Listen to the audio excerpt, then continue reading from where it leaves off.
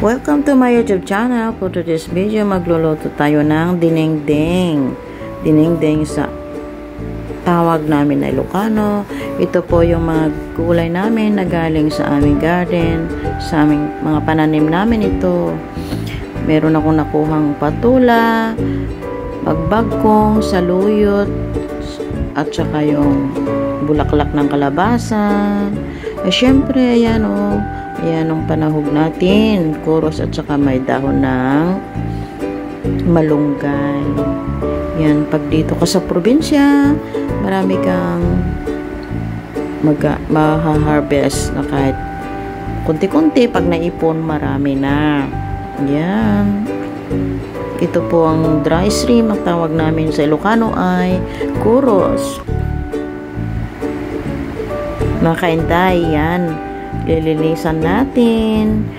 Himayin natin isa-isa.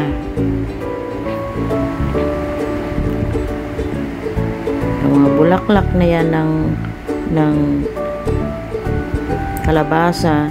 Dahil, syempre, pag naipon na yung mga gulay na yan, paglulutuin ay marami na yan. Ayan. Himayin natin muna ang dahon ng saluyot. Ang saluyot, mga kainday, hindi na namin binibili dito sa probinsya. Kusang tumutubo na lang. Yan. Linisan lang natin. Tapos yan ang kuros ay sasahog namin para maglasang masarap.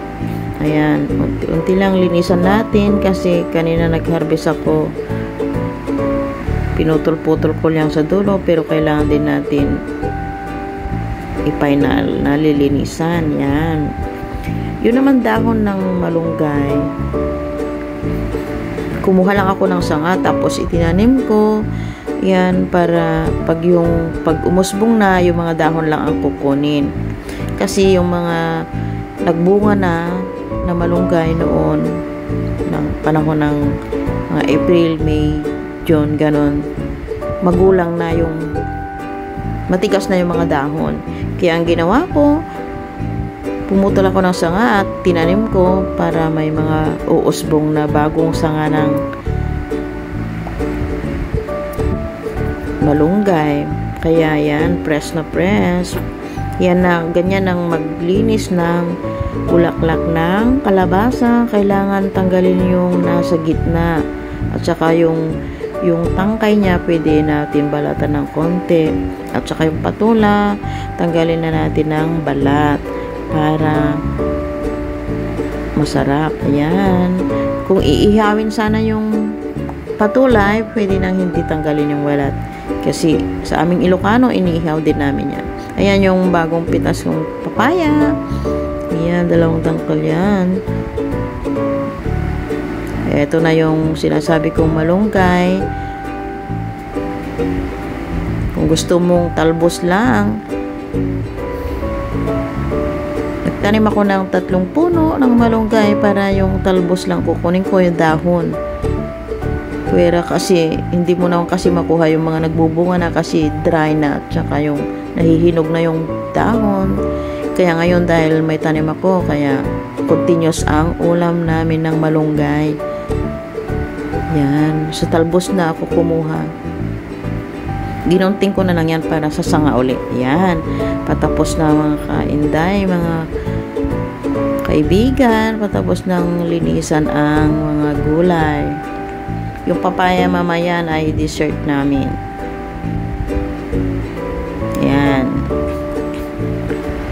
At syempre, ayan, dahil nandito kami sa bukid, ang gamit namin na kalan ay maggagatong kami ng kahoy at magluluto kami dito ng ulam at saka kanin. Nandito kami kasi sa kubo. Bahay kubo dito sa bukid. Ayan. Nakatipid na kami ng shalin. Bihira na kami nagluluto ng shalin. Pag umuulan lang, yan.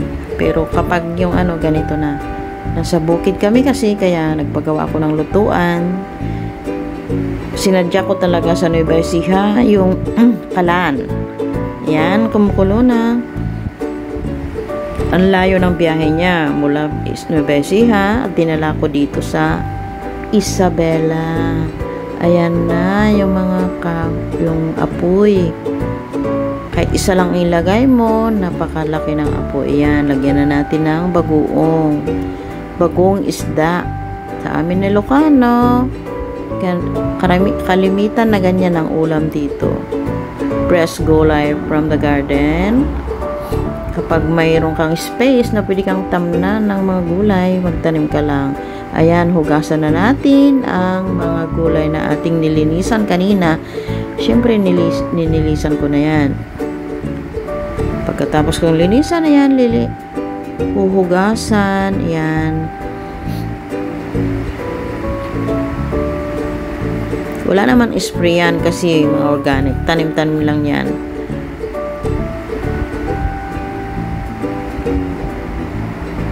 Nagtanim kami ng gulay noon. Wala pang ulan. Diyos ko, ay, ano kami sa pagdidilig. Umaga at hapon kami magdilig.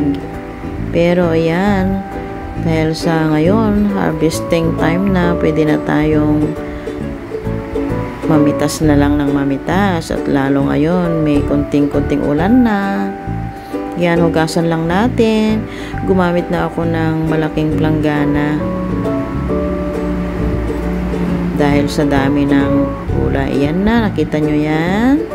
Mixed vegetable, fresh from the garden. Yung kalabasa na yan, tanim na namin yan.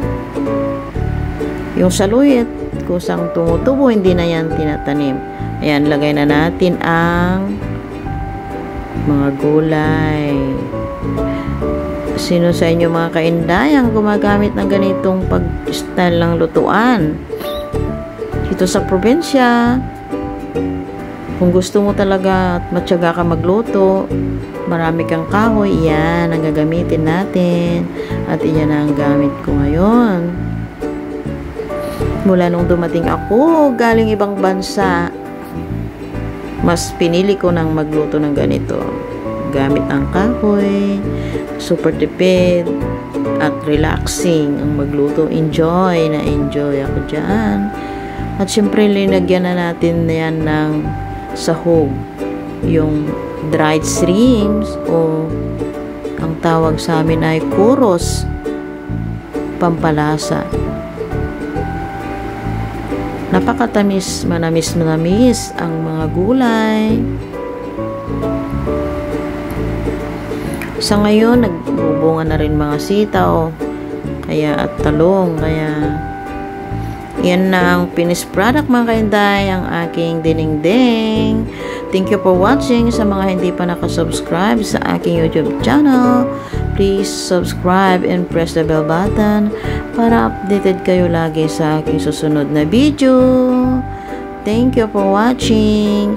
Ayan na ang finished product ng ating dinengdeng. Bye-bye!